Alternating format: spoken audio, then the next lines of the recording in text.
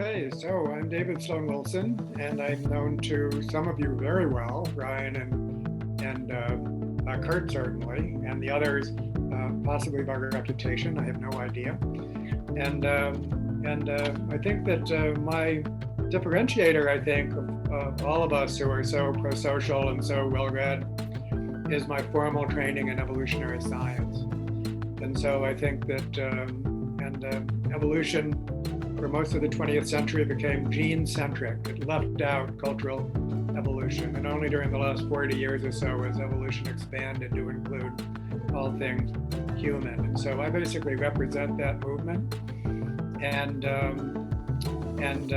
I've been applying it in my own writing, my own research, my own writing, and then through my nonprofit, first the Evolution Institute, and then Pro-Social World, a spinoff from the Evolution Institute. So what does modern evolutionary science have to do with it? I had the pleasure of meeting Thomas at Plum Village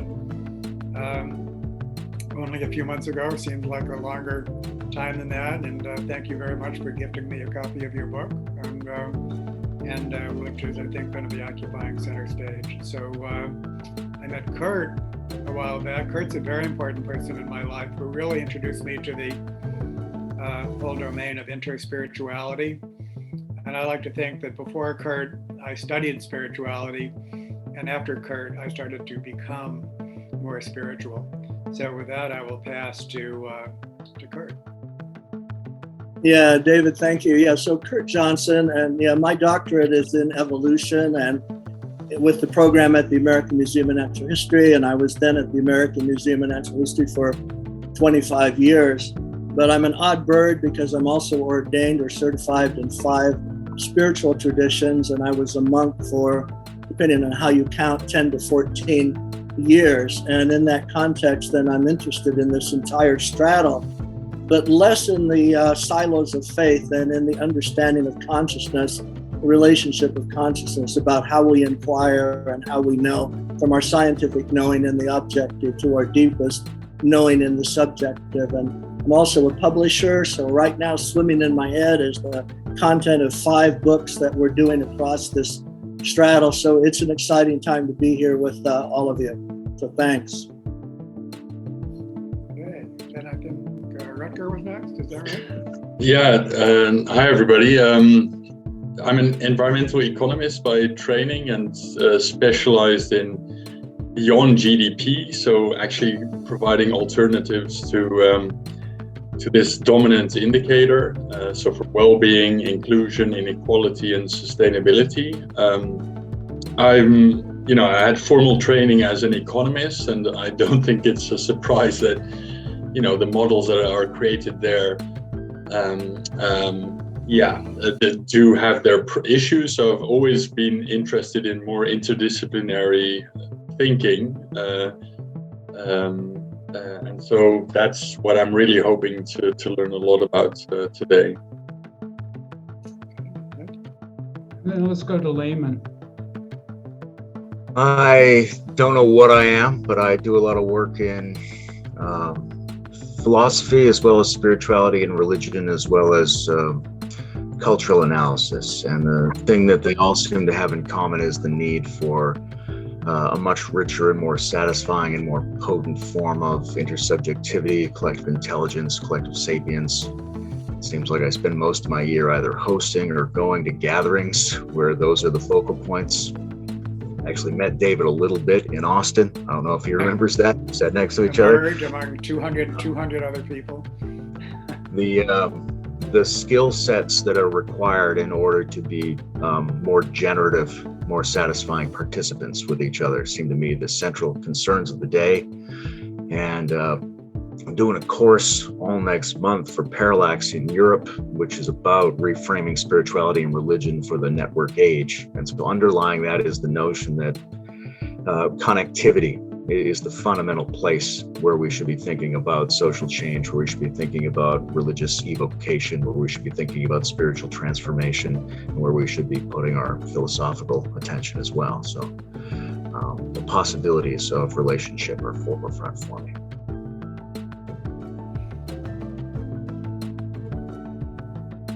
Thomas, who does have kind of center stage in the presentation, but we're all parts of the whole. So. Thanks. Indeed, I feel very good in this group. A lot to share. I also have a PhD in economics, focusing on ecological economics.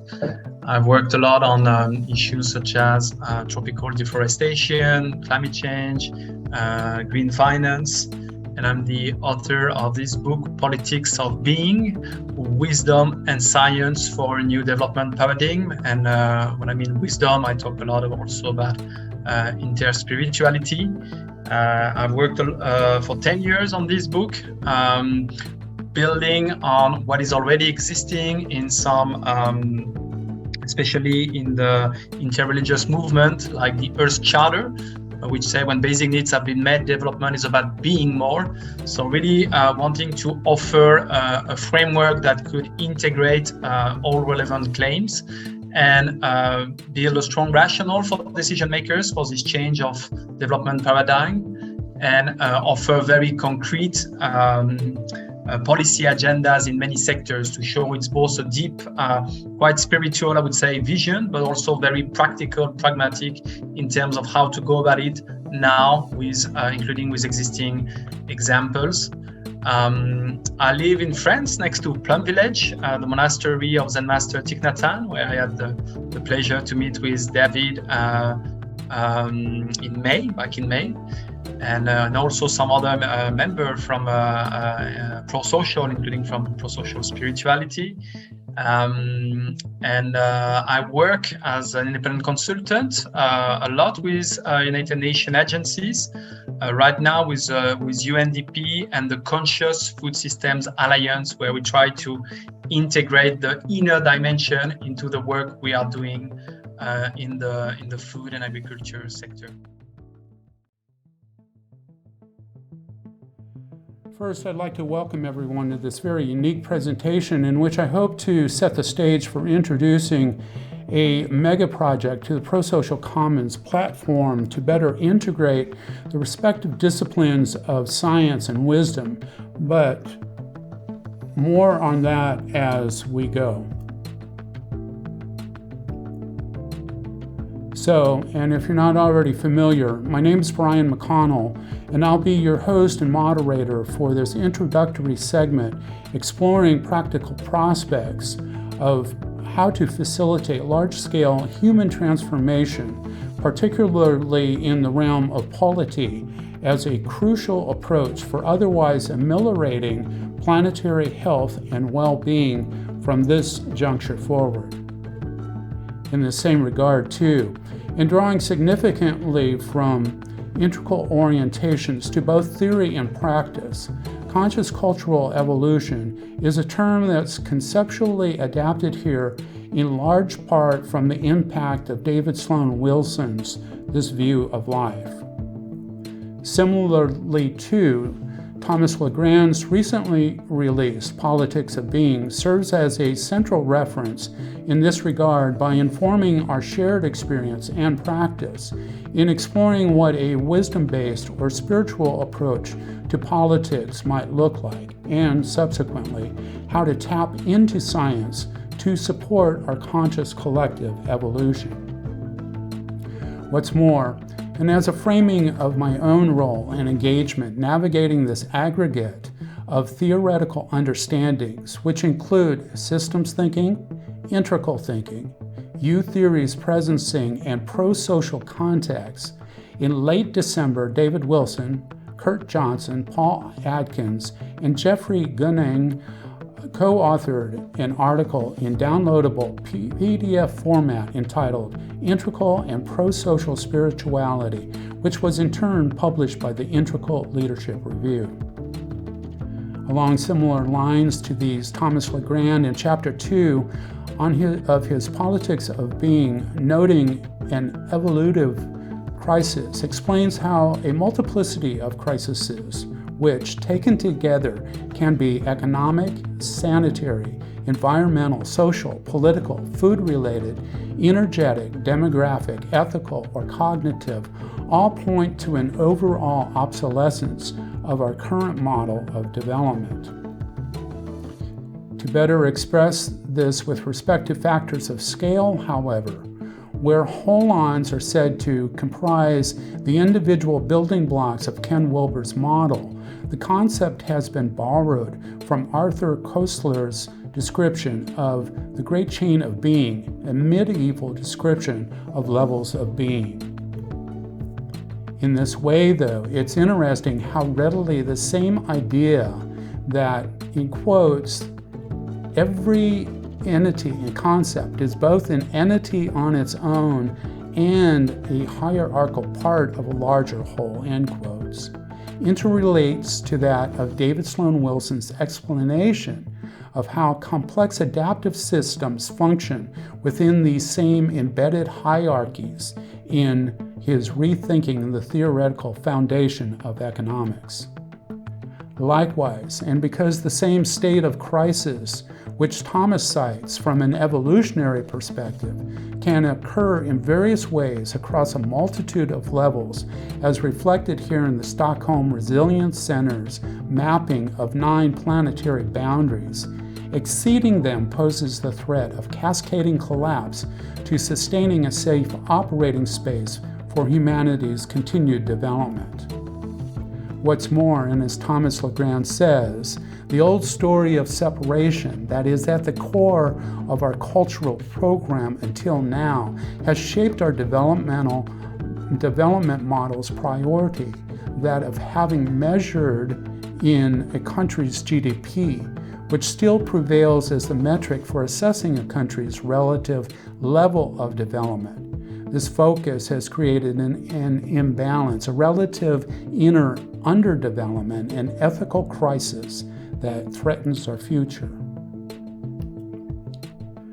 Where, however, adoption of the Sustainable Development Goals in 2015 gave us a comprehensive plan for a sustainable world by 2030, and resultingly, there is a vision of what needs to happen, progress towards its actualization has so far been disappointing. The problem being we lack the inner capacity to deal with our increasingly complex environment and challenges. Remarkably, however, modern research shows that the inner abilities we now all need can be developed. As a result, this avowal of our inner capacities constitutes a starting point for the Inner Development Goals Initiative. It's for these reasons, and in the same spirit, I'm offering this presentation in support of global leadership for sustainable development, and look forward to participating to the fullest extent I'm able in its concurrent program. So, and in closing, thanks first to the panel's guests for attending, and secondly, to those viewing the post-production video.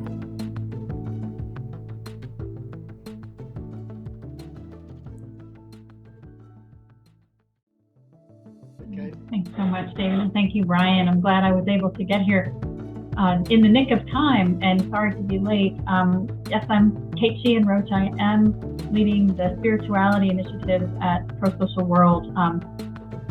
Thus far, Pro-Social Spirituality has taken the form of an 8-week program that we've walked people through using the core design principles from Pro-Social World and Wayne Teasdale's 9 elements of universal spirituality. So it's really been an interesting merging of these 2 streams. We're in the process of wrapping up a research initiative on that and moving into what we call the Spiritual Communities Initiative, which will really take what we're learning in this research and injecting it into larger networks and networks of networks in the hope of catalyzing change in the same direction that I'm seeing you all pointing. So thank you for letting me jump in late, and I'm all ears.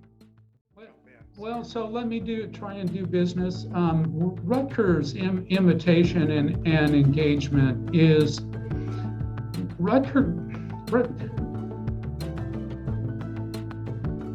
give us the update in terms of your own efforts and work in relation to the UN initiatives, Rutger, and I'm, just in general, not to put you on the spot, but how is the work that we kind of in a context with each other, how might that interrelate or interface with your own?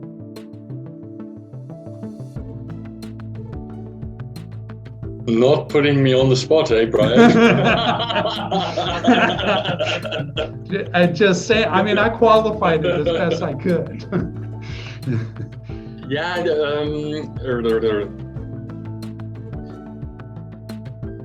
yeah. So I guess what's interesting about the discussion is, of course, this link between science and spirituality. And I guess I work mostly in the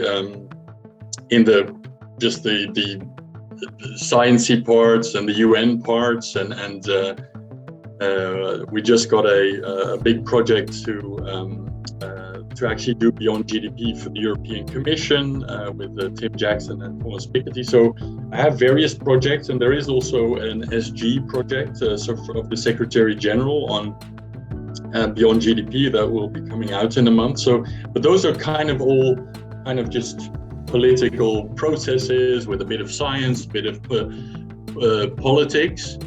But I guess for today, it sounds as if there's also this discussion, which I know, to be quite frank, much less about the links with spiritual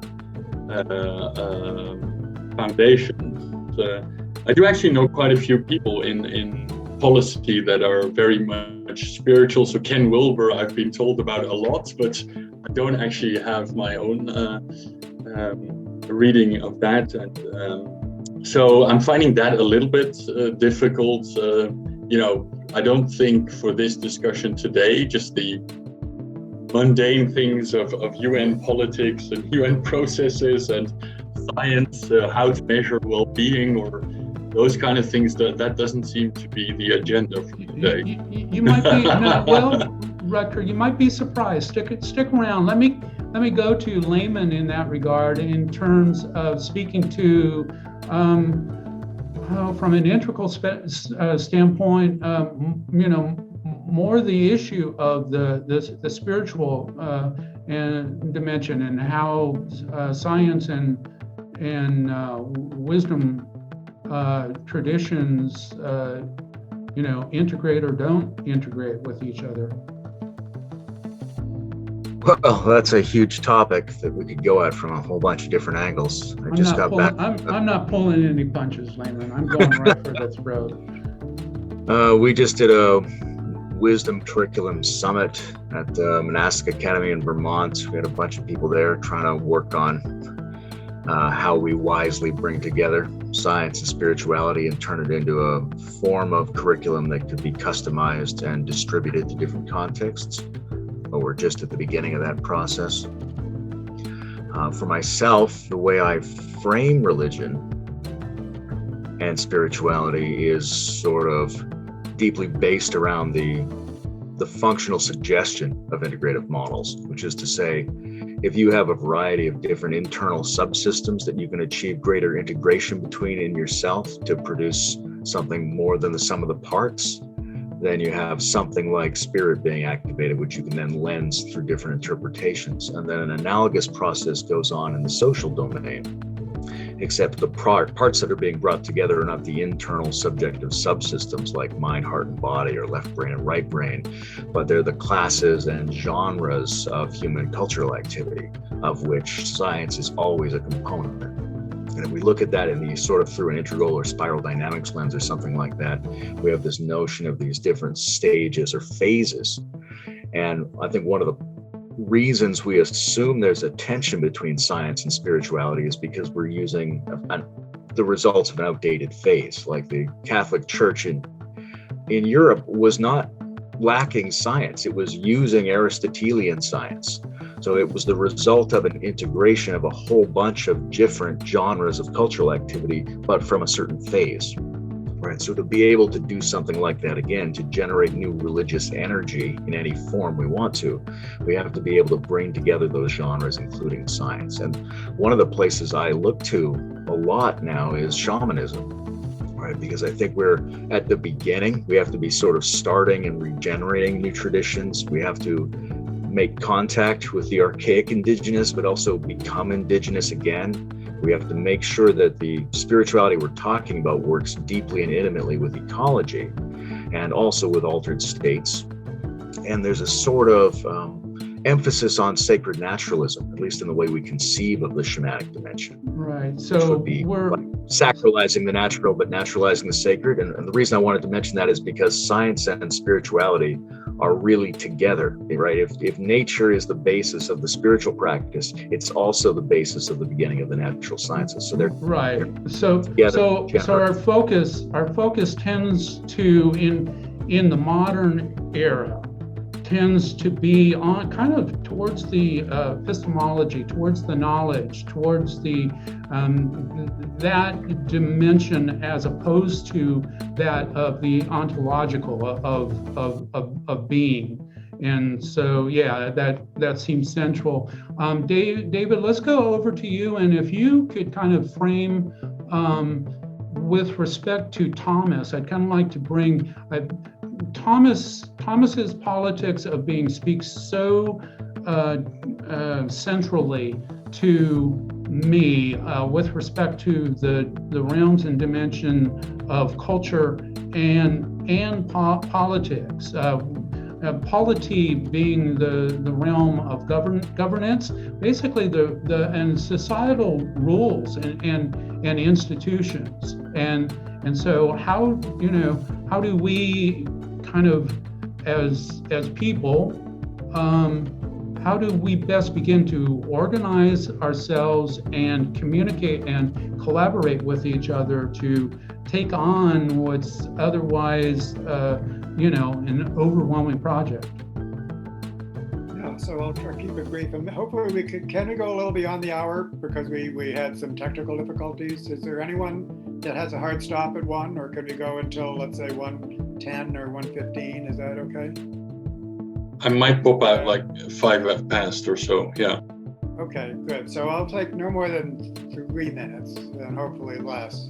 And it's a good opportunity to I think showcase the added value of an explicitly evolutionary approach, because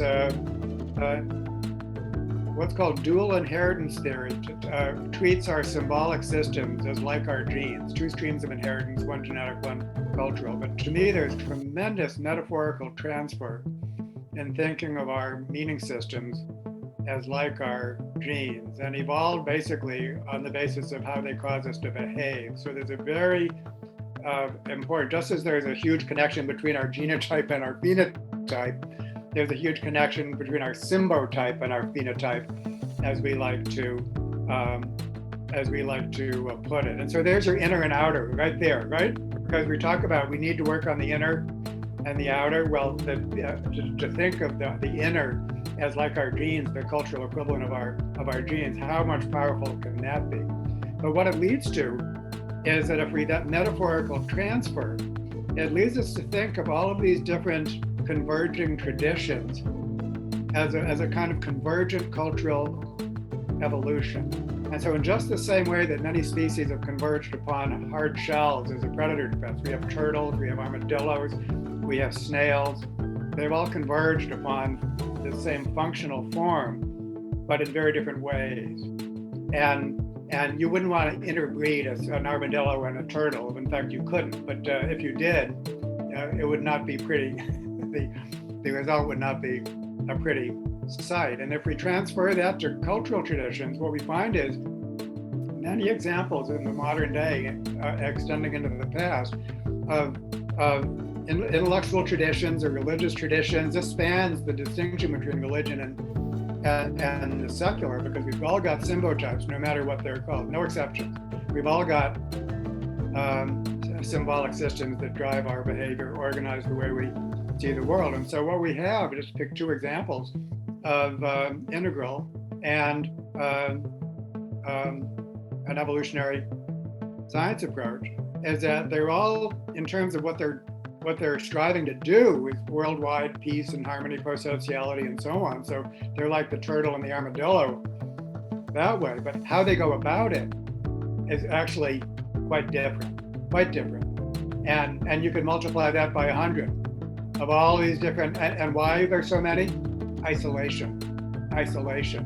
That's so elementary from an evolutionary perspective. Any tradition that's isolated from another tradition, they diverge. And when you bring them together, there's mutual comprehension. And so that means that when we're bringing all of these traditions together, even though they're driving towards the same goal, absolutely driving towards the same goal, they're doing so in sufficiently different ways that there has to be some process of understanding each other. Otherwise, there'll be mutual incomprehension. And another thing is that the degree to which they're actually underpinned by science, the degree to which they actually comport with modern science is hugely variable. And so you have, but most of them claim that they do, because if you're not invoking the gods, then what else can you invoke but rationality and science? And so it's become the main authority. And so you have all these different traditions that claim to be science-based, and integral is one of them. But if you look, no, not so much. Work is, and that should be unsurprising.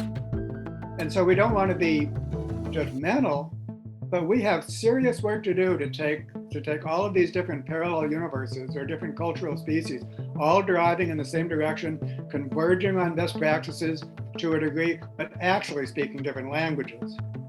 So we have a Tower of Babel, even among ourselves, that we have to understand that and develop a common language. And then recognize when we really solidly compare our meaning systems to modern science, they have a genuine connection, that's going to be actually, work is going to be required, and sometimes pretty scary work, because elements that work in a narrative sense, and so they're really important. They're not there by chance. No, they're there for a reason, because they're motivational. That's what makes the narrative come alive. But the connection with science is actually very, very thin, and so that's kind of humbling. So there's a lot that I said, but that's the kind of the view as I see it, and that our great challenge is for those of us that are driving in the same direction to truly understand each other and to be able to either be multilingual or develop a common language, and then to actually take seriously the connection with science. That's what we need to do. It's a big job, but we can do it as long as we understand what we're reaching for. Thank you for listening. Yeah, and David, real quick, one of the things I've noticed that creates so much difficulty in these well-meaning conversations, as Elizabeth Sartoris said, uses her piano keyboard metaphor, that people naturally land somewhere where they're playing on that keyboard. That's where they're very adept in that particular perspective, or knowing that literature, being deeply in that conversation, but it doesn't necessarily make them conversational in a meaningful way with other people who have landed deeply somewhere else on the keyboard. And so that is so difficult, to find the way that we have these cross discussions with the people who are actually multilingual enough to have them. And I think that's also just very nascent at this time relative to how that can emerge and actually get, where we would be hoping to get. Yeah, I think that's a good point, Kurt, and I commend you because I really see you in our interface with each other, really doing that, and across really diversified social contexts. So let's go back to Thomas, if we can. Thomas, I'm looking for, no pressure, but your sage words and perspective to kind of frame this and help me make sense out of all of it. Sure. Thanks, everyone, for the great insights. Maybe I'll share very quickly how I approach this question of science and wisdom. So there was these two questions that were mentioned in the PowerPoint. What is a wisdom-based approach to politics? And I argue that it's, as in the Earth Charter said, development about being more, which is, I think, something we can reasonably agree on. So basically, wisdom can tell us, the direction and what being means in practice. I have mapped, a lot of different initiatives approaching it from how being materialized in the world, which I think is through the highest human values. So if you look for new paradigm, you have people talking about ecology and how we should harmonize ourselves with life. You have people talking about happiness, right, Roger? People about love or empathy and compassion, or peace, culture of partnership, mindfulness. All these fields, we have now science. So we can say, the way forward is to develop this kind of culture, which is supported by all these and supports all these great human values. And actually, they all scientific fields have developed around all these values and can tell us how to go about it. So that's just a quick explanation about how they integrate. I don't go much into too deep into to propose a conceptual framework, because it's true that when it's a bit overloaded with concepts, the frameworks looks sometimes a little bit antithetical when you go too deep. So I keep it very simple. Around the question from Roger, how does this fit into the work I'm doing with the UN, etc. So I think it's both a mix of getting deeper into, people tend to agree that we should go about happiness rather than economic development.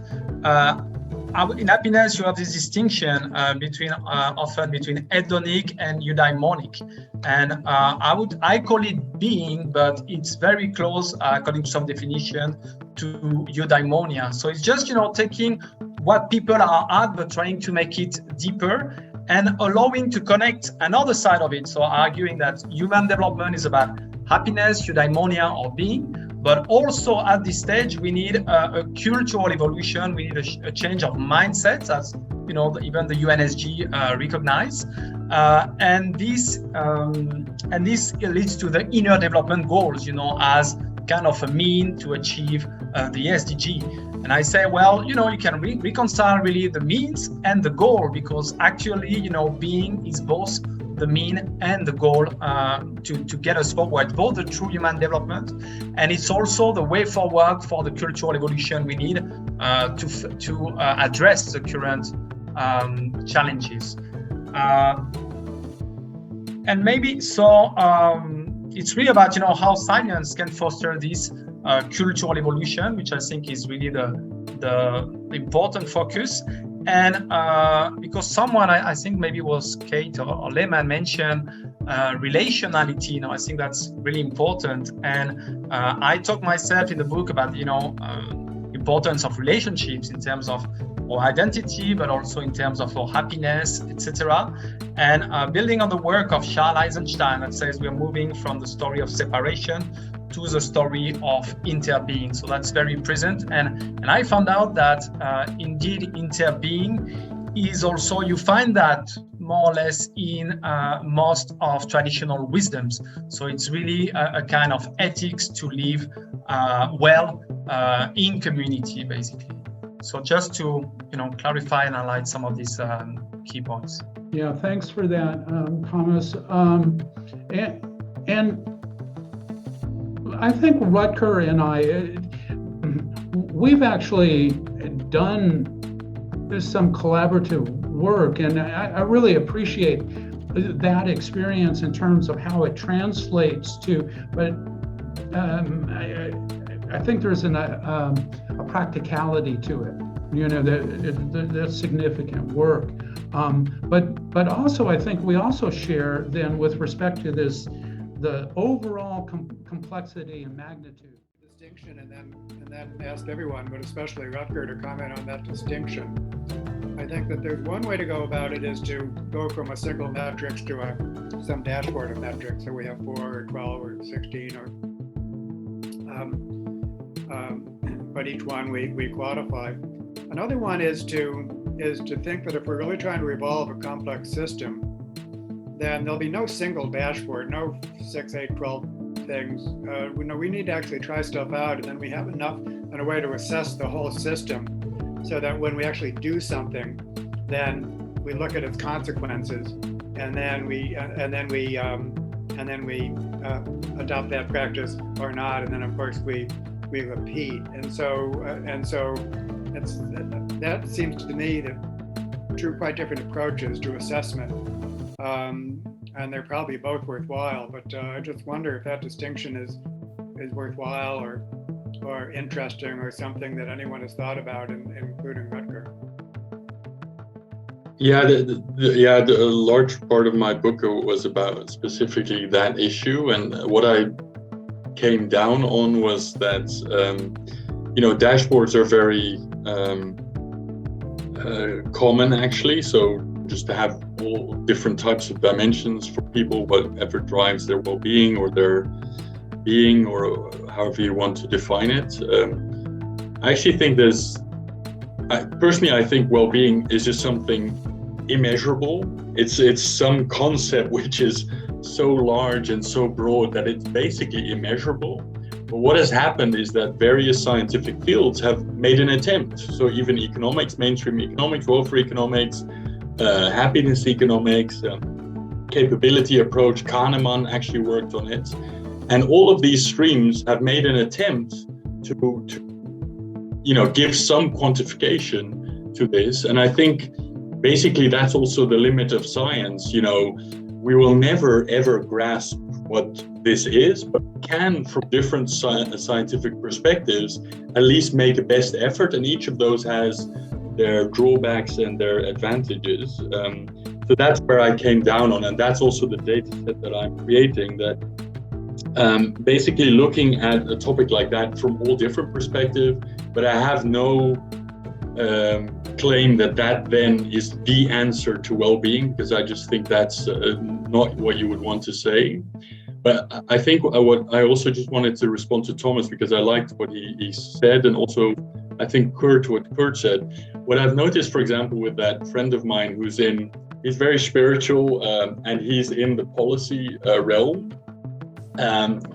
And what I've noticed is he has the tendency to oversell the spiritual aspect in the policy realm. And I think actually what is important is that you have this spiritual underlying, that's inspiration. But when you then decide how to tell the story, sometimes probably it's good to dumb down the story because things like interbeing and those kind of things are probably really great in certain areas.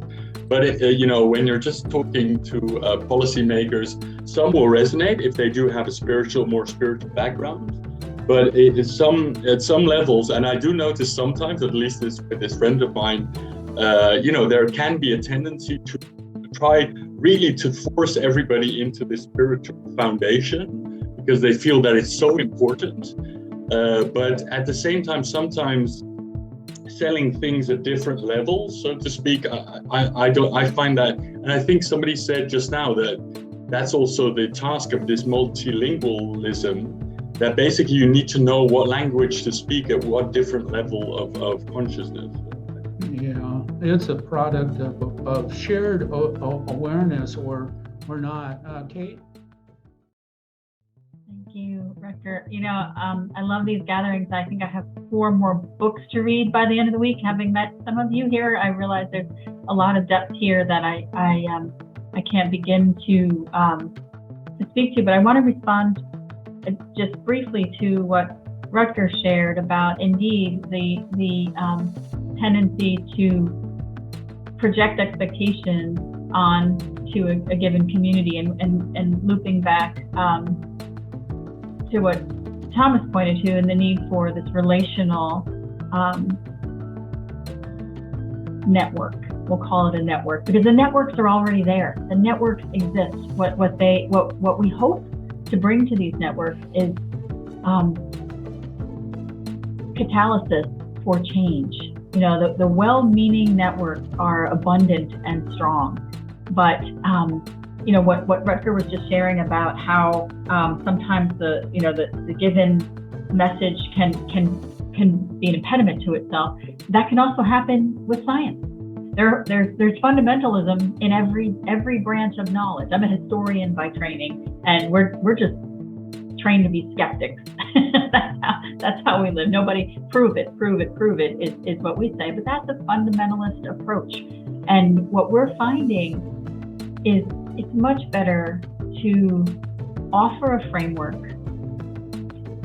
and to listen with receptivity. Listening is the key ingredient to delivering anything. So thank you. I'm looking forward to learning more from each of you. Yeah, thank you, Kate. That idea of listening is arguably the most central injunction favored by Otto Scharmer. I mean, it's just central to his model. I think Thomas appreciates that as well.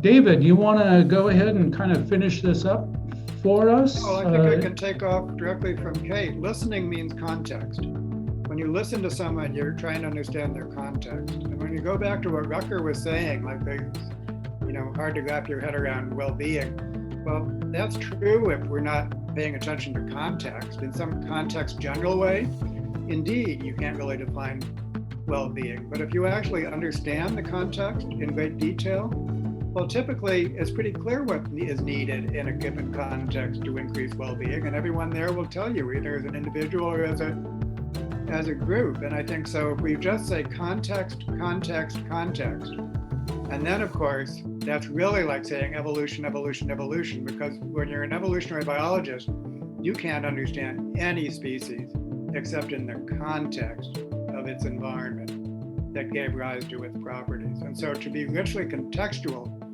is actually converges on an evolutionary approach. And that's why we have such a close relationship with what's called contextual behavioral science, a cluster of disciplines in the applied behavioral sciences. So that's the main statement I wanted to make. I know we need to wrap up, but and we do need at some point, not right now, to understand how we carry this forward and how we turn this into meaningful work. And so I think that we need to do some kind of follow-up in order to so that this isn't just a one-off.